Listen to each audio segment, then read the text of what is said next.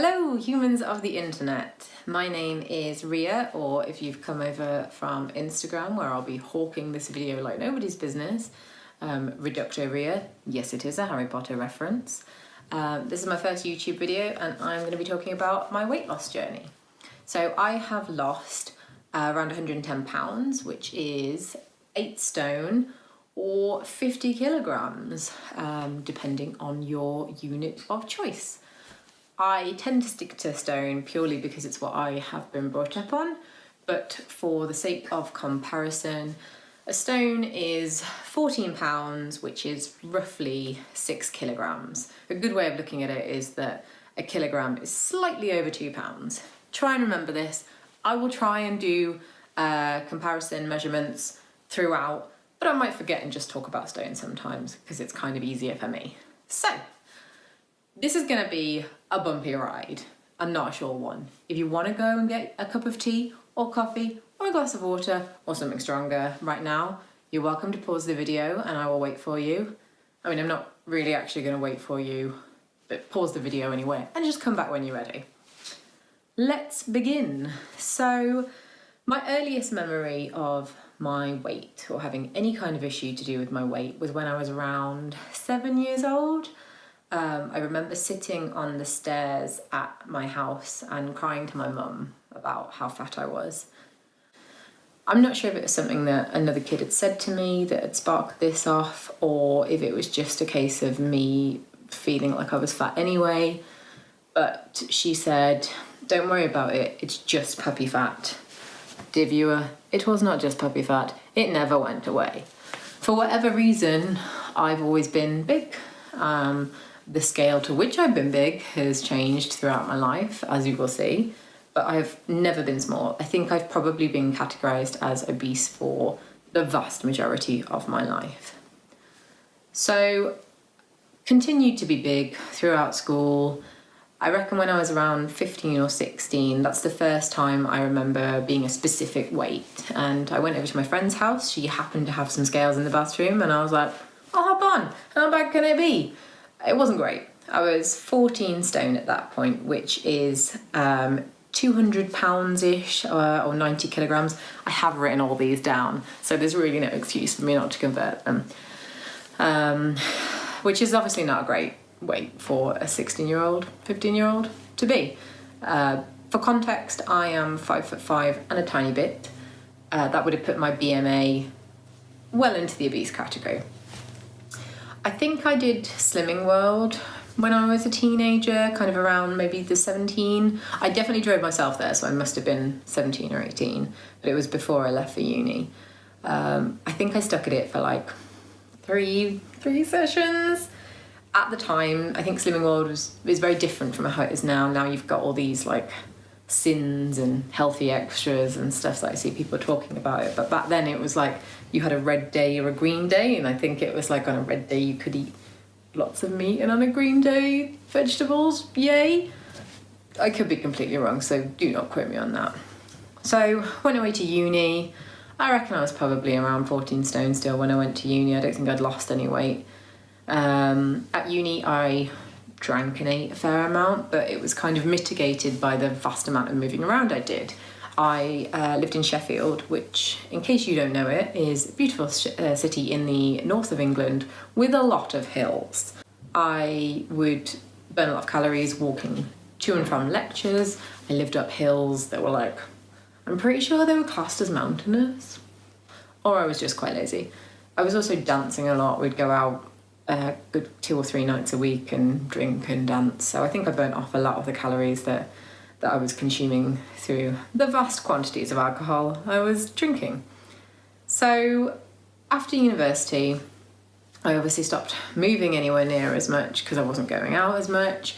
I wasn't walking up mountains to lectures because I'd moved home to much flatter Birmingham.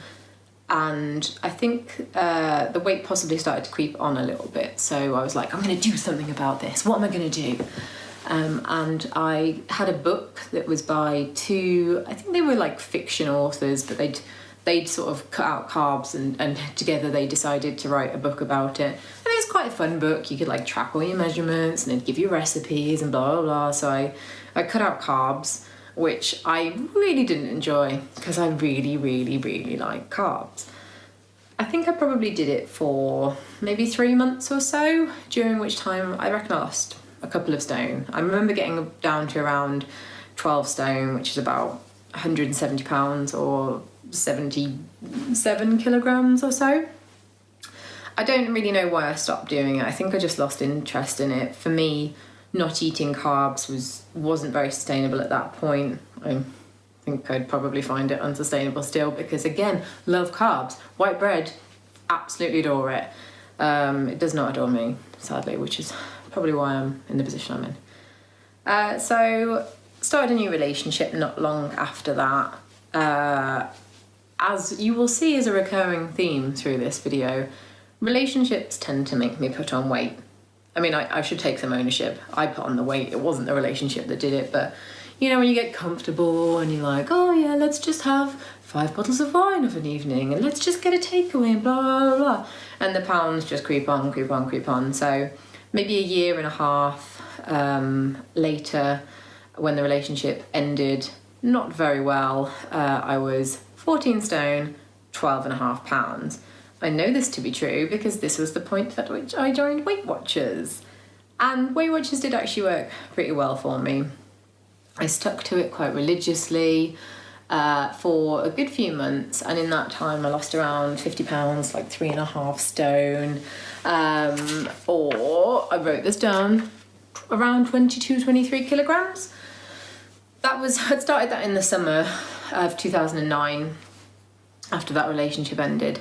But by Christmas I fell off the wagon. And again, this is another recurring theme, as well as the relationships. Christmas also undoes me quite a lot. So fell off the wagon. I wasn't sure if it was because maybe Weight Watchers hadn't really taught me a sustainable way of losing weight. At that point, I think Weight Watchers was very much just about the points and what you do with them. It didn't have a strong focus, or at least the group I went to, the leader didn't really put across a very strong focus on being mindful of what you're eating and developing healthy habits and drinking lots of water or anything like that. So I just kind of did what I wanted within the points, and obviously the weight came off. Did start doing a little bit of exercise, but nothing major.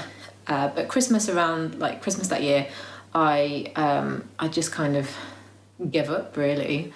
I'd had a friend who'd been diagnosed with cancer a few months earlier, and she died. I think I was just not in a great place to be thinking about my weight, and you know, because I'd lost some, I think I got a bit complacent. So early 2010, I then met someone new, started seeing him, got comfortable, put on weight. Probably from eating too many pizzas, and also maybe there's an element of thinking I don't really have to try anymore because I found someone and can just get comfortable. But let's not do a deep dive into the psychology of why I've put on weight at the beginning of relationships now. That might be a topic for a whole nother video. Unfortunately, this guy wasn't necessarily eager for me to put on that weight, and did actually say to me once, I noticed that you've put on weight recently, and I'm just scared that if you put on any more, I won't find you attractive. I mean, I really should have told him to just go fuck himself. I didn't, although I did bin him off not long after that. So I then entered a new relationship. It does make it seem like I'm like a serial relationship person here, but I would like to point out that I'm 32 and I've gone back since I was like 14 here. So things do happen. So I entered a new relationship in 2010, moved down to London, gradually started to put on weight again. I think I tried Weight Watchers a couple of times over this period, and I think I've lost maybe 2 stone, so 24 pounds, 12-ish kilograms, both of those times, but then for whatever reason it didn't stick, and I don't think I could offer a good explanation about why those didn't stick, why I didn't carry on doing it. I think, maybe it is just a sort of complacency when you've been doing it for a few weeks, and it's not long enough for habits to form, but it's long enough for you to see results. So you're like, oh, well, I can just do it. It doesn't really matter. And then you miss 1 session, and you miss 2, and then you just kind of give up entirely. I think there's an element of that to it. After I moved back from London, So this would have been late 2012. I weighed myself and it wasn't good. And that kind of came off the back of a conversation with my mum where a friend of mine had come over to talk about my other friend's baby shower. And I was living with my mum at the time. I'd moved back from London, but I hadn't got my own place yet because I was buying, so it took a while to actually get it all sorted. And mum came back while we were sort of doing planning. We'd put some pizzas in the oven. Mum wasn't happy about something, I could tell. And I said to Rachel, just give me a minute. I'll go upstairs and find out what's wrong. Went upstairs, talked to Mum, and she started crying and said that she was really worried about my weight. Mum's always been worried about my weight because, again, I've always been big, and she just cares about my health. It's never been an aesthetic thing. I don't want anyone to think ill of her for this. She just cared about her daughter not living her best life. And I think she genuinely was worried about me getting worse and worse and worse to the stage where I would potentially die or my health would be at risk. And I think she maybe foresaw a circumstance where I would die before her, which I don't think was unreasonable. And I think it just scared the crap out of her. So I felt dreadful. And I was like, Mum, I'm going to sort it out. And I started going to Weight Watchers again, but not to do Weight Watchers, just for the weekly weigh-ins. And alongside that, I was doing the 5-2 diet, which I think was all the rage at that time. I'm not sure where I found out about it from, but for anyone that doesn't know, 5-2 essentially involves you eating very, very little or nothing on 2 days of the week. You have a calorie limit of 500 calories as a woman, 600 as a man. But I, at that point, didn't do it at all. And on the other 5 days, you just kind of eat normally. So did that, combined it with the Weight Watchers weigh-ins, and lost 3.5 stones, 50 pounds, again, 23 kilograms. It's kind of a magic number for me, 50 pounds. I've lost it a few times. So alongside that, I wasn't eating well. I don't think I'm a good cook. Cooking's not really something that interests me, so I've never really got excited about eating. Interests me. I could always get excited about eating the food, but actually going through the effort of making a healthy meal and planning it all out and blah, blah, blah, blah, blah, it's just never excited me. It's just not one of my interests. So wasn't really making good choices around food generally, but was fasting 2 days a week, which was having a significant effect in terms of me losing the weight. Although, just to demonstrate how poor my relationship with food still was, I would go and weigh in on a Monday. If I'd lost weight, I would go home via the chip shop, get myself a kebab meat and chips as a reward, which was absolutely brilliant. So I'd lost about 3.5 stone. Started in a new relationship. Guess what happened? That's right, I put all that weight back on over the course of like 2 years or so. I put on enough to take me up to my highest weight. So I think it was January 2016, I weighed in at 18 stone 5, which is 257 pounds or 116.5 kilograms, and that is like my highest ever recorded weight. I don't know if at any point I reached higher than that, but that's what I kind of take to be my ultimate top of the mountain starting weight. I needed to do something about it, and I felt really ashamed that I just continued to go through this cycle of losing weight, putting on weight, losing weight, and I was like, when's this actually gonna end? So I tried to be more generally healthy, and I started making better decisions around food, started losing weight in a more sustainable way, joined a gym, and it went really well for a few months. I lost about 3 stone, but then I had a huge amount of upheaval in my life. It was, yeah, I went through basically the worst time of my life, and I did not become a priority for myself, and ended up, seeking comfort in food like I have done so many times before, and it ended up with me putting 2 stone-ish back on. So I'd lost like 40-50 pounds, and I put about 30 of that back on.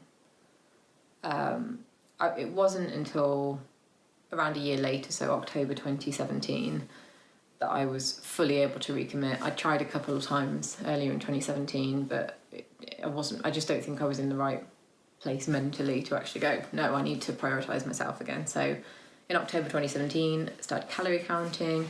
I downloaded an app called Lose It, which I got on really well with. I tried calorie counting before with different apps. I used like MyFitnessPal, but for some reason never got on with them.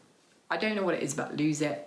I find the user interface very, very friendly, and instantly managed to get into the habit of logging everything I ate and drank. And I've used it pretty much consistently since then. So October 2017, when I started calorie counting, I was around 16 stone 10, which I think is about 235 pounds. So in kilograms off the top of my head, because I haven't written this one down, it's probably about 105 kilograms. Since then, so a year and a few months later, I have lost 6 stone 5, yeah. So my total loss from my highest to now is, as I said at the beginning, about 110 pounds, 8 stone, I don't remember what that is in kilograms, about 50 kilograms. And that's kind of where I'm at. So my sustained weight loss, so longer than I've ever done it for, was due to a mix of calorie counting and exercise. I became a very keen runner at one point, and then my knee betrayed me. So I'm having some treatment for that right now to hopefully get me back up and running again soon. I would like to hopefully lose another 5 to 7 pounds in total. I've got surgery next month to remove all the loose skin I've got from my weight loss, which I might do another video about at some point before my surgery. And I'd like to get into kind of more of the middle range of a healthy BMI. So I'm currently, my BMI is around 24, which is officially healthy. But I would like to kind of get it more to like the 23, although I have got quite a few pounds of loose skin that I know will come off, and I do hold water so much right now. Water retention is not my friend. So that's basically been my journey. I would be happy to answer any questions. I'd like to do a few more videos around things like why I think calorie counting worked really well for me, and the other methods of weight loss I've tried, and also things kind of people don't really realise are going to be an effect of them losing weight. So if you're going on a kind of similar journey to mine, and you're kind of near the beginning and you're looking to start out, you know, the kind of things that you might encounter along the way, and if I can offer any advice to make that easier for you, that would be great. If you've got any questions, chuck them in the comments. I will be happy to review and answer to the best of my ability. Obviously, I'm no nutritionist. I've just done it myself. And I would like to say as well, actually, I don't consider myself to have fantastic willpower. If you put a donut in front of me, I'm going to struggle not to eat that. It has been difficult, but I genuinely think that if I can lose weight, literally anybody can. You definitely can. You've probably got more willpower than I have. You put me to shame. You just have to be in the right mindset and committed to it. And I think as long as you're kind of at that place, and if you do fall off the wagon, as we all do, you catch it before it gets too bad, then there's no reason why you can't succeed. So that's it. If you want to come over to Instagram and follow me there, as I said, it's Reducto Ria. I guess I'll drop a link to that somewhere around here. And I may see you again soon. Thank you if you've made it this far. Enjoy the rest of your day /evening /night.